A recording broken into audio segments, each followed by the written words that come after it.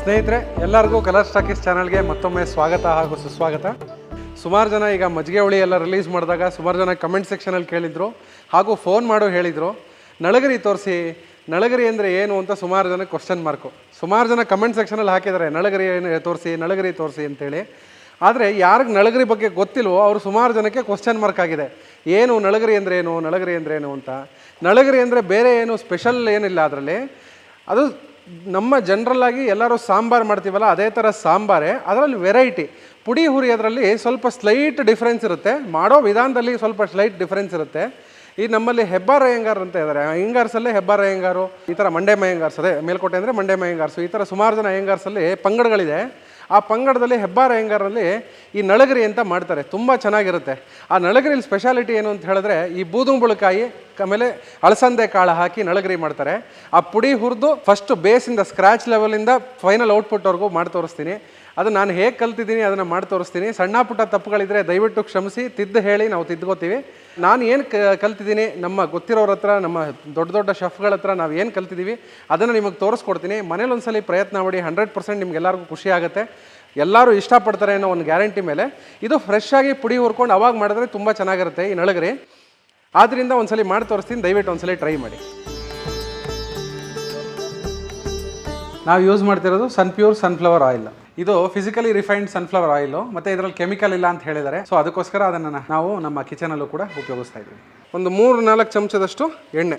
ಈ 4ರಿಂದ 5 ಜನಕ್ಕೆ ಆಗುವಷ್ಟು ಪ್ರಪೋರ್ಷನೇಟ್ ಏನೇನು ಹಾಕ್ತೀವಿ, ಪೋರ್ಷನ್ಸು ಎಷ್ಟೆಷ್ಟು ಹಾಕ್ತೀವಿ ಅನ್ನೋದನ್ನು ತೋರಿಸ್ಕೊಡ್ತೀನಿ, ದಯವಿಟ್ಟು ನೋಟ್ ಮಾಡ್ಕೊಳ್ಳಿ. ಅದಕ್ಕೆ 1 ಟೇಬಲ್ ಸ್ಪೂನಷ್ಟು ಮೆಂತ್ಯ, ಸ್ವಲ್ಪ ಜಾಸ್ತಿ ಹಾಕಬೇಡಿ, ತುಂಬ ಕಹಿ ಆಗ್ಬಿಡುತ್ತೆ. 1 ಟೇಬಲ್ ಸ್ಪೂನಷ್ಟು ಮೆಂತ್ಯ, ಅರ್ಧ ಟೇಬಲ್ ಸ್ಪೂನಷ್ಟು ಕಾಳುಮೆಣಸು, 1 ಟೇಬಲ್ ಸ್ಪೂನಷ್ಟು ಜೀರಿಗೆ, 4 ಟೇಬಲ್ ಸ್ಪೂನಷ್ಟು ಧನಿಯಾ, 1 2 3 4, 1 ಟೇಬಲ್ ಸ್ಪೂನಷ್ಟು ಉದ್ದಿನಬೇಳೆ, 2 ಟೇಬಲ್ ಸ್ಪೂನಷ್ಟು ಕಡಲೆಬೇಳೆ, ನೋಡಿ 1.5 ಇಂಚಷ್ಟು ಚಕ್ಕೆ, 5 ಲವಂಗ, 4 ಏಲಕ್ಕಿ.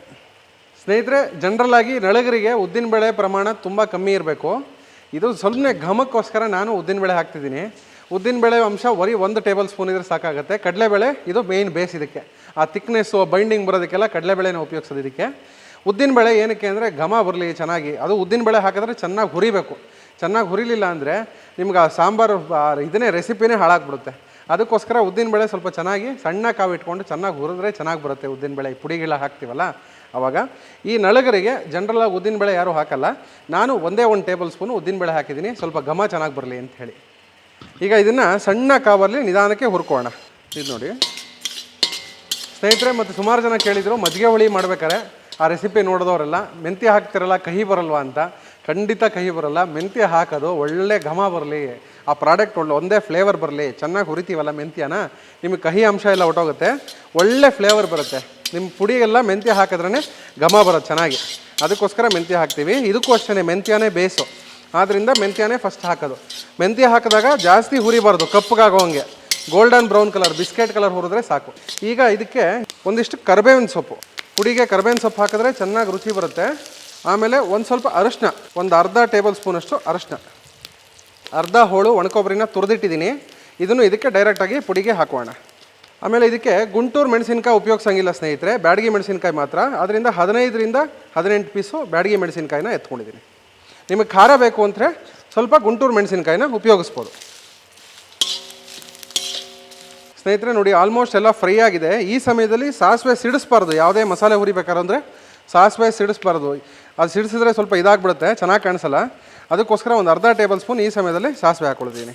ಇದು ಆಪ್ಷನಲ್ಲು, ಬೇಕಾದ್ರೆ ಹಾಕೋಬೋದು, ಇಲ್ಲಾಂದರೆ ಇಲ್ಲ. ಈಗ ಸ್ಟವ್ ಆಫ್ ಮಾಡೋಣ. ಸ್ಟವ್ ಆಫ್ ಮಾಡಿದ್ದೀನಿ. ಒಂದು ಸ್ವಲ್ಪ ಕಾಯಿ, ಒಂದು ಅರ್ಧ ಹೋಳಷ್ಟು ತೆಂಗಿನಕಾಯಿ. ನೋಡಿ, ಒಣಕೊಬ್ಬರಿ ಹಾಕಿದ್ರೆ ಅದರಲ್ಲಿರೋ ಫ್ಲೇವರೇ ಬೇರೆ. ಒಣಕೊಬ್ಬರಿ ಹಾಕಿದ್ರೆ ಅದರಲ್ಲಿರೋ ಜಿಡ್ಡು, ಕೊಬ್ಬರಿ ಅಂಶದ ಜಿಡ್ಡೆಲ್ಲ ಬಿಟ್ಕೊಳ್ಳುತ್ತೆ. ತೆಂಗಿನಕಾಯಿ ಹಾಕಿದ್ರೆ ಸ್ವಲ್ಪ ಜಾಸ್ತಿ ಹೊತ್ತು ಹುರಿಬೇಕು. ಅದಕ್ಕೋಸ್ಕರ ಸ್ವಲ್ಪ ಒಣಕೊಬ್ಬರಿ, ಸ್ವಲ್ಪ ಕಾಯಿನ ಹಾಕ್ಕೊಳ್ತಿದ್ದೀವಿ ಅಷ್ಟೇ. ಬೇರೆ ಇನ್ನೇನು ಕೊಬ್ಬರಿಗೂ ಹಾಕೋದು ಕಾಯಿ ಹಾಕೋದಕ್ಕೂ ವ್ಯತ್ಯಾಸ ತುಂಬ ಏನಿಲ್ಲ.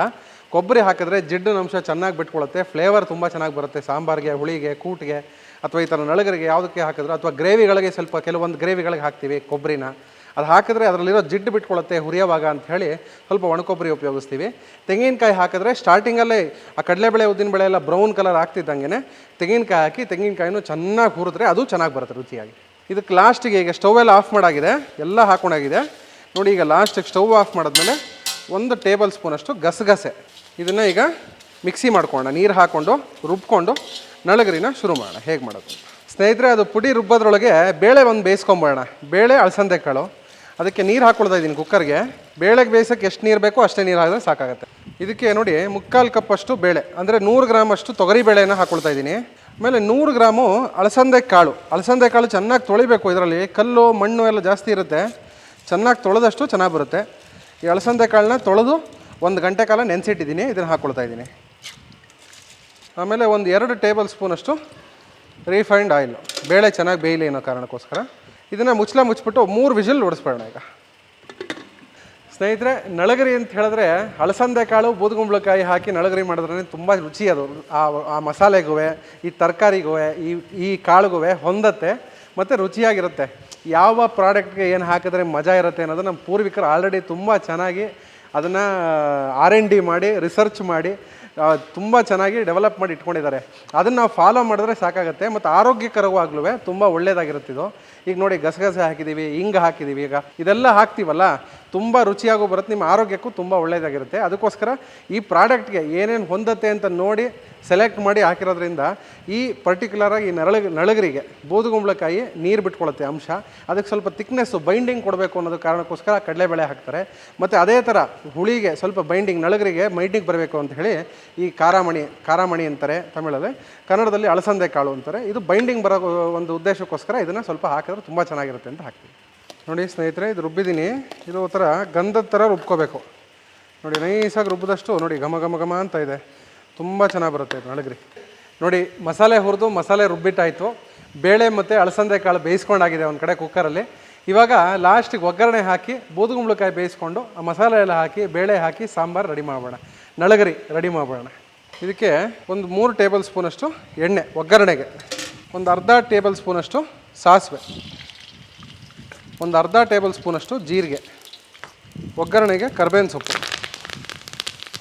ಒಂದು 4 ಮೆಣಸಿನ್ಕಾಯಿ, ಇಂಗು. ಇದನ್ನು ನೋಡಿ ಈ ಥರ ಚೆನ್ನಾಗಿ ಹಿಂಗನ್ನೆಲ್ಲ ಇದು ಮಾಡಿ ಈ ಥರ ಫ್ರೈ ಮಾಡ್ಕೊಳ್ಳೋಣ.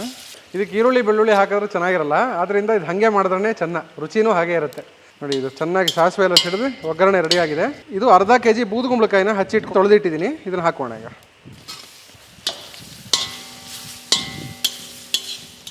ಇದಕ್ಕೆ ಬೇಯಕ್ಕೆ ಎಷ್ಟು ಬೇಕೋ ಅಳತೆಗೆ ಅಷ್ಟನ್ನು ನೀರು ಹಾಕೋಣ.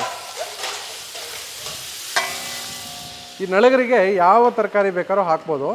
ಈ ಜನರಲ್ಲಾಗಿ ಜಾಸ್ತಿ ಉಪಯೋಗಕ್ಕಿರೋವಂಥದ್ದು ಬೂದುಗುಂಬಳಕಾಯಿ ಅಲಸಂದೆ ಕಾಳು ಹಾಕಿ ನಳಗರಿ ಮಾಡ್ತಾರೆ. ಇಲ್ಲ ಅಂತ ಹೇಳಿದ್ರೆ ಬೀನ್ಸು, ಕ್ಯಾರೆಟು, ನವಿಲುಕೋಸು ಅದ್ರ ಜೊತೆ ಅಲಸಂದೆ ಕಾಳು ಹಾಕ್ತಾರೆ, ಇದರಲ್ಲೂ ನಳಗರಿ ಮಾಡಿದ್ರೆ ತುಂಬ ಚೆನ್ನಾಗಿರುತ್ತೆ. ಇಲ್ಲಾಂದರೆ ಬರೀ ಕ್ಯಾರೆಟ್ ಹಾಕಿ ಮಾಡ್ಬೋದು, ಇಲ್ಲಾಂದರೆ ಬೇರೆ ಯಾವ ತರಕಾರಿ ಬೇಕಾದ್ರೂ ಇದಕ್ಕೆ ಉಪಯೋಗಿಸ್ಕೋಬೋದು. ಸಾಂಬಾರು ಥರನೇ ಯಾವ ತರಕಾರಿ ಸಾಂಬಾರು ಹಾಕಿದ್ರೂ ಉಪಯೋಗಿಸ್ಕೋಬೋದು, ಚೆನ್ನಾಗಿರುತ್ತೆ. ಜನರಲ್ಲಾಗಿ ನಾನು ಸ್ಟ್ಯಾಂಡರ್ಡಾಗಿ ಏನು ಉಪಯೋಗಿಸ್ತೀವಿ ಅದನ್ನು ಮಾತ್ರ ನಿಮಗೆ ಹೇಳ್ತಾ ಇದ್ದೀನಿ ಅಷ್ಟೇ. ಸ್ನೇಹಿತರೆ, ಈಗ ಇದು ಹಾಫ್ ಬಾಯ್ಲ್ ಆಗಿದೆ, ಅರ್ಧ ಬೆಂದಿದೆ ಆಲ್ರೆಡಿ ಬೂದುಗುಂಬಳಕಾಯಿ. ಈ ಸಮಯದಲ್ಲಿ 1 ಟೊಮೆಟೊ ಗುಂಡು ಹೋಳು ಹಚ್ಚಿಟ್ಕೊಂಡಿದ್ದೀನಿ, ಇದನ್ನು ಹಾಕೊಂಬೋಣ. ಇದೆಲ್ಲ ಚೆನ್ನಾಗಿ ಬೇಯಬೇಕು ಹೊಂದ್ಕೊಂಡು. ಸ್ನೇಹಿತರೆ ನೋಡಿ 4 ವಿಷಿಲ್ ಆಗಿದೆ, ಈಗ ಆಫ್ ಮಾಡಿದ್ದೀನಿ. ಈಗ ಇದನ್ನು ಓಪನ್ ಮಾಡೋಣ. ಚೆನ್ನಾಗಿ ಬೆಂದಿದೆ ನೋಡಿ, ನೀಟಾಗಿ ಬೆಂದಿದೆ ಹದವಾಗಿ, ಚೆನ್ನಾಗಿ ಬೂದುಗುಂಬಳಕಾಯಿ ಟೊಮೆಟೊ ಎಲ್ಲ ಚೆನ್ನಾಗಿ ಬೆಂದಿದೆ. ಈಗ ಇದನ್ನು ಬೇಳೆನ ಇದಕ್ಕೆ ಹಾಕೋಣ ನೀರು ಸಮೇತ. ಬರೀ ತೊಗರಿಬೇಳೆ ಹಾಕ್ಬೋದು, ಬಟ್ ನಿಮಗೆ ಬೈಂಡಿಂಗ್ ಬರಬೇಕು, ಬೂದುಗುಂಬಳಕಾಯಿ ಹಾಕಿರೋದ್ರಿಂದ ಸ್ವಲ್ಪ ಬೈಂಡಿಂಗ್ ಬರಬೇಕು ಅಂತ ಅನ್ನೋ ದೃಷ್ಟಿಯಿಂದ ಈ ಅಲಸಂದೆ ಕಾಳು ಹಾಕಿದ್ರೆ ರುಚಿನೂ ಇನ್ನೂ ಹೆಚ್ಚುತ್ತೆ ಮತ್ತು ಬೈಂಡಿಂಗು ಕೊಡುತ್ತೆ ಅನ್ನೋ ದೃಷ್ಟಿಯಿಂದ ಇದಕ್ಕೆ ಅಲಸಂದೆ ಕಾಳು ಚೆನ್ನಾಗಿರುತ್ತೆ. ನೋಡಿ ಇದು ಚೆನ್ನಾಗೆಲ್ಲ ಹದವಾಗಿ ಎಲ್ಲ ಹೊಂದ್ಕೋತಾ ಇದೆ. ಈಗ ಈ ಸಮಯದಲ್ಲಿ ಮಸಾಲೆ, ನಾವು ಹುರಿದು ಪುಡಿ ಮಾಡಿ ರುಬ್ಬಿರೋಂಥ ಮಸಾಲೆಯನ್ನು ಹಾಕೋಣ. ಈಗ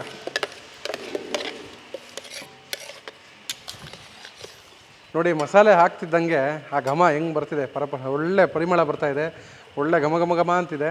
ನೀವು ಮನೇಲಿ ಮಾಡಿದ್ರೆ ನಿಮ್ಮ ಅಕ್ಕಪಕ್ಕದ ಮನೆಯವ್ರಿಗೆಲ್ಲ ಘಮ ಹೋಗಿ ಮುಟ್ಟಬೇಕು, ಅಷ್ಟರ ಮಟ್ಟಿಗಿದೆ. ನೀವು ಒಂದ್ಸಲ ಮನೇಲಿ ಟ್ರೈ ಮಾಡಿ, 100% ನಿಮಗೂ ಇಷ್ಟ ಆಗುತ್ತೆ ಇದು ಹುಳಿ ನಳಗರಿ. ನಾನು 1 ನಿಂಬೆಹಣ್ಣು ಗಾತ್ರದಷ್ಟು ಬೆಲ್ಲ ಹಾಕ್ಕೊಳ್ತಿದ್ದೀನಿ. ಯಾರು ಬೆಲ್ಲ ಇಷ್ಟಪಡಲ್ವೋ ಅವರು ಕಮ್ಮಿ ಹಾಕ್ಕೊಳ್ಳಿ. ಸ್ವಲ್ಪ 1 ನಿಂಬೆಹಣ್ಣು ಸೈಜು ಹುಣಸೆಹಣ್ಣು ಫಿಲ್ಟ್ರ್ ಮಾಡಿ ಇಟ್ಕೊಂಡಿದ್ದೀನಿ, ನೆನೆಸಿ ಅದನ್ನು ಹಾಕ್ಕೊಳ್ತಿದ್ದೀನಿ. ಈಗ ರುಚಿಗೆ ತಕ್ಕಷ್ಟು ಉಪ್ಪು. ಸ್ನೇಹಿತರೆ, ನಾವು ಮೊನ್ನೆ ಒಂದು ಎಪಿಸೋಡಲ್ಲಿ ನಮ್ಮಷ್ಟು ಎಲ್ಲ ಬೆಳವಣಿಗೆಗಳು, ಏರಿಳಿತಗಳು ಎಲ್ಲನೂ ಎಕ್ಸ್ಪ್ಲೈನ್ ಮಾಡಿದಾಗ ಸುಮಾರು ಜನ ಅದಕ್ಕೆ ಸ್ಪಂದಿಸಿ ಅವ್ರ ಮನದಾಳದ ಮಾತುಗಳು ನಮ್ಮ ಜೊತೆಗೆ ಮಾತಾಡಿ ಫೋನ್ ಮಾಡಿ ಸುಮಾರು ಜನ ಸಪೋರ್ಟ್ ಮಾಡಿದ್ದಾರೆ. ಈಗಲೂ ಸಪೋರ್ಟ್ ಮಾಡ್ತಾಯಿದ್ದಾರೆ, ಮುಂಚೆನೂ ಸಪೋರ್ಟ್ ಮಾಡಿದ್ದಾರೆ. ಅವರೆಲ್ಲರಿಗೂ ಧನ್ಯವಾದ ಹೇಳ್ತಾ ಈಗ ನಾವು ಈ ಕಾರ್ಪೊರೇಟ್ ಕೇಟ್ರಿಂಗನ್ನು ಶುರು ಮಾಡ್ತಿದ್ದೀವಿ. Corporate catering, industrial catering. ನಮ್ಮ ಸೆಂಟ್ರಲ್ ಕಿಚನ್ ಬಂದು RR ನಗರಲ್ಲಿದೆ, ರಾಜರಾಜೇಶ್ವರಿ ನಗರದಲ್ಲಿ. Rajarajeshwari Nagar global village tech park ಆಗಿರ್ಬೋದು ಅಥವಾ ಬಿಡದಿ ಇಂಡಸ್ಟ್ರಿಯಲ್ ಏರಿಯಾ ಆಗಿರ್ಬೋದು, ಸುತ್ತಮುತ್ತ ಇರೋ ಯಾವುದೇ ಕಂಪ್ನಿಗಳಿಗೆ ಮಿನಿಮಮ್ 50 ಜನ ಇದ್ದರೆ ಸಾಕು, ನಾವು ಊಟನ ವ್ಯವಸ್ಥೆ ಮಾಡಿಕೊಡ್ತೀವಿ. ತಿಂಡಿ, ಊಟ, ಸ್ನ್ಯಾಕ್ಸು, ಆಮೇಲೆ ಮಿಡ್ನೈಟ್ ಸ್ನ್ಯಾಕ್ಸು ಎಲ್ಲ ವ್ಯವಸ್ಥೆಗಳನ್ನ ನಮ್ಮ ಈ ಸೆಂಟ್ರಲ್ ಕಿಚನಿಂದ ಕಳಿಸ್ಕೊಡೋ ವ್ಯವಸ್ಥೆಯನ್ನು ಶುರು ಮಾಡಿದ್ದೀವಿ. ನೀವು ಯಾವ್ದಾರ ನಿಮ್ಮ ಕಂಪ್ನಿಗಳಿಗೆ ಊಟದ ವ್ಯವಸ್ಥೆ ಬೇಕಾದರೆ, ಎವ್ರಿಡೇ ಡೈಲಿ ಮೀಲ್ಸ್ ಬೇಕಾದರೆ ನಮ್ಮನ್ನು ಕಾಂಟ್ಯಾಕ್ಟ್ ಮಾಡ್ಬೋದು. ನಾವು ಅದನ್ನು ಸ್ಟಾರ್ಟ್ ಮಾಡಿದ್ದೀವಿ. ಎಲ್ಲ ಹೈಜಿನಿಕ್ಕಾಗಿ ತುಂಬ ನೀಟ್ನೆಸ್ಸನ್ನು ಮೇಂಟೈನ್ ಮಾಡಿ, ಮತ್ತು ನಮ್ಮ ಊಟ ಎಲ್ಲ ಟ್ರೆಡಿಷ್ನಲ್ ಊಟಗಳು. ಈ ಥರ ನೋಡಿ, ನಳಗರಿ, ಒಳ್ಳೆ ಸಾಂಬಾರು, ಬೂದುಗುಂಬಳಕಾಯಿ ಸಾಂಬಾರು ಅಥವಾ ನುಗ್ಗೆಕಾಯಿ ಸಾಂಬಾರು, ಆಮೇಲೆ ಒಳ್ಳೊಳ್ಳೆ ರೈಸ್ ಬಾತ್ಗಳು, ಈ ಥರದ್ದೆಲ್ಲ ಟೇಸ್ಟ್ ಮಾಡಬೇಕು. ನಿಮ್ಮ ಕಂಪನಿಲೂ ನಿಮಗೆ ಇದೇ ಥರ ಆರೋಗ್ಯಕರವಾದ ಊಟ ಬೇಕು ಅಂತ ಹೇಳಿದ್ರೆ ದಯವಿಟ್ಟು RVRನ ಕಾಂಟ್ಯಾಕ್ಟ್ ಮಾಡಿ. ನಾವು ಅದನ್ನು ಕೂಡ ಸ್ಟಾರ್ಟ್ ಮಾಡಿದ್ದೀವಿ. ಈ ಮದುವೆ, ಗೃಹ ಪ್ರವೇಶ, ಉಪನಯನ ಕಾರ್ಯಕ್ರಮಗಳ ಜೊತೆನೇ ಅದ್ರ ಜೊತೆ ಇದುವೇ ಈ ಸೆಂಟ್ರಲ್ ಕಿಚನ್ ದೊಡ್ಡದಾದ್ರ ಕಾರಣದಿಂದ ಅದನ್ನೂ ಶುರು ಮಾಡಿದ್ದೀವಿ. ತಿರ್ಗಾ ಶುರು ಮಾಡಿದ್ದೀವಿ. ಆಲ್ರೆಡಿ ಮಾಡ್ತಿದ್ವಿ ಮುಂಚೆ ಎಲ್ಲ, ಅದನ್ನ ಇವಾಗ ತಿರ್ಗಾ ರೀಸ್ಟಾರ್ಟ್ ಮಾಡಿದ್ದೀವಿ. ಈ ಸುತ್ತಮುತ್ತ ಇರೋರಿಗೆಲ್ಲ ಕಂಪ್ನಿಗಳಿಗೆ ಹೇಳಿ ನಾವು ಮಾಡಿಕೊಡ್ತೀವಿ. ನೋಡಿ, ಹದವಾಗಿ ಇದು ಕುದೀತಾ ಇದೆ. ಈಗ ಇದು ನೋಡಿ, ಸೈಡಲ್ಲೆಲ್ಲ ನೊರೆ ಎಲ್ಲ ಹೋಗಬೇಕು. ನೊರೆ ಎಲ್ಲ ಹೋದರೆ ಅದೇ ನಿಮಗೆ ಸೂಚನೆ ಕೊಡುತ್ತೆ. ನೊರೆ ಎಲ್ಲ ಹೋದರೆ ಎಸ್, ಆಫ್ ಆಗೋದು ರೆಡಿ ಇದೆ, ಊಟ ಮಾಡೋಕ್ಕೆ ರೆಡಿ ಇದ್ದೀನಿ ನಾನು ಅಂಥೇಳಿ ಸೂಚನೆ ಕೊಡುತ್ತೆ. ಆವಾಗ ಸ್ಟವ್ ಆಫ್ ಮಾಡಿದ್ರೆ ಆಯಿತು. ನೋಡಿ ಸ್ನೇಹಿತರೆ, ಈಗ ಆ ನೊರೆ ಎಲ್ಲ ಹೋಗಿದೆ. ಈಗ ಸ್ಟವ್ನ ಆಫ್ ಮಾಡೋಣ. ಸಾಂಬಾರು ಕುದ್ದು ರೆಡಿ ಇದೆ. ಬೂದುಗುಂಬಳಕಾಯಿ, ಅಲಸಂದೆ ಕಾಳು ಹಾಕಿ ನಳಗರಿ ರೆಡಿ ಇದೆ. ಮೇಲ್ಗಡೆಗೆ ಒಂದು ಸ್ವಲ್ಪ ಕೊತ್ತಂಬರಿ ಸೊಪ್ಪು. ನೋಡಿ, ಒಳ್ಳೆ ಬೂದುಗುಂಬಳಕಾಯಿ, ನಳಗರಿ, ಅಲಸಂದೆ ಕಾಳು ಹಾಕಿ ರೆಡಿ ಇದೆ. ಘಮ ಘಮ ಅಂತಿದೆ. ಬಿಸಿ ಬಿಸಿ ಅನ್ನಕ್ಕೆ ಹಾಕ್ಕೊಂಡು ಒಂದು ಸ್ವಲ್ಪ ತುಪ್ಪ ಹಾಕ್ಕೊಂಡು ಊಟ ಮಾಡ್ತಿದ್ರೆ ಅದರ ಮಜಾನೇ ಬೇರೆ.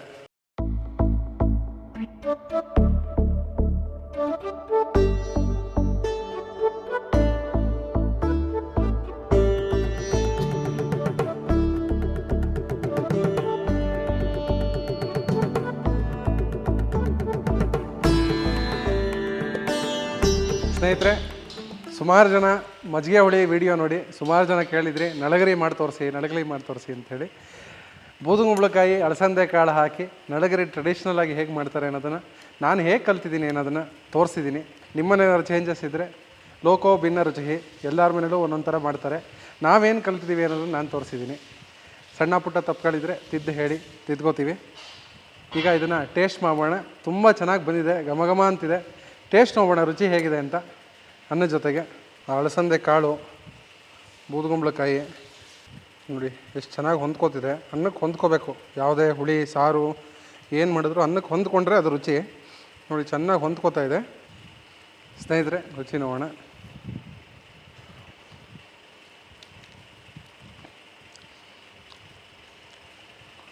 ತಿಂದ ತಕ್ಷಣ ಆ ಮೆಂತ್ಯದ ಘಮ, ಕಹಿ ಬರಲ್ಲ, ಘಮ ತುಂಬ ಚೆನ್ನಾಗಿ ಬರುತ್ತೆ. ಸಾಸಿವೆ, ಜೀರಿಗೆ, ಧನಿಯಾ ಎಲ್ಲ ಹಾಕಿದ್ದೀವಿ ನೋಡಿ. ಆ ಕಡಲೆಬೇಳೆ ಎಲ್ಲ ಹಾಕಿ ಹುರಿದಿರೋದು ಹದವಾಗಿ, ಅದು ಒಳ್ಳೆ ಘಮ ಬರುತ್ತೆ. ಬಾಯಿ ಇಟ್ಟ ತಕ್ಷಣ ಫ್ಲೇವರ್ಫುಲ್ಲಾಗಿರಬೇಕು. ಬಾಯಿ ತುಂಬ ಫ್ಲೇವರ್ ಹರಡಬೇಕು. ಅದೇ ಥರ ಇದೆ. ತುಂಬ ಚೆನ್ನಾಗಿದೆ. ನನಗೆ ತೃಪ್ತಿ ಆಯಿತು ಅನ್ನಿಸ್ತು ಇವತ್ತು ಅಡುಗೆ ಮಾಡಿದ್ದು. ನೀವು ಒಂದ್ಸಲ ಮನೇಲಿ ಮಾಡಿ, 100% ನಿಮಗೂ ಇಷ್ಟ ಆಗುತ್ತೆ. ಹಾಗೆ ಇದೇ ರೀತಿಯಾದಂಥ ಟ್ರೆಡಿಷ್ನಲ್ ರೆಸಿಪೀಸ್ಗಳು, ಹಳೆ ಕಾಲದ ರೆಸಿಪೀಸ್ಗಳು, ಇನ್ನೂ ಹೊಸ ಹೊಸ ರೆಸಿಪೀಸ್ಗಳನ್ನ ನೋಡಬೇಕು ಅಂತ ಹೇಳಿದ್ರೆ, ಕಲ್ತ್ಕೋಬೇಕು ಅಂತ ಹೇಳಿದ್ರೆ ಕಲರ್ಸ್ ಟಾಕೀಸ್ ಚಾನಲನ್ನು ಲೈಕ್ ಮಾಡಿ, ಶೇರ್ ಮಾಡಿ, ಸಬ್ಸ್ಕ್ರೈಬ್ ಮಾಡಿ. ಇನ್ನೂ ಹೆಚ್ಚು ನಿಮ್ಮ ಸ್ನೇಹಿತರುಗಳ ಜೊತೆ ಹಂಚ್ಕೊಳ್ಳಿ ಈ ಥರ ರೆಸಿಪೀಸ್ಗಳನ್ನ. ಅವರು ಮನೇಲಿ ಮಾಡ್ಕೊಂಡು ಎಂಜಾಯ್ ಮಾಡಲಿ. ಹಾಗೆ ನಿಮ್ಮ ಮನೇಲಿ ನಡೆಯುವಂಥ ಗೃಹ ಪ್ರವೇಶ, ಉಪನಯನ, ಮದುವೆ, ಯಾವುದೇ ಶುಭ ಸಮಾರಂಭಗಳಿಗೂ ಕೇಟ್ರಿಂಗ್ ವ್ಯವಸ್ಥೆ ಬೇಕು ಅಂದರೆ RVRನ ಮಾತ್ರ ಮರಿಬೇಡಿ. ಈ ನಿಮ್ಮ ಮನೆ ಮಗ ವಿನಯ್ ಶ್ರೀನಿವಾಸ್ನ ಮಾತ್ರ ಮರಿಬೇಡಿ. ನಿಮ್ಮ ಫಂಕ್ಷನ್ಗಳನ್ನ ಇನ್ನೂ ಹೆಚ್ಚು ಸಕ್ಸಸ್ ಮಾಡ್ಕೊಳ್ಳೋದಕ್ಕೆ ನಾವು ಅನುಕೂಲ ಮಾಡಿಕೊಡ್ತೀವಿ.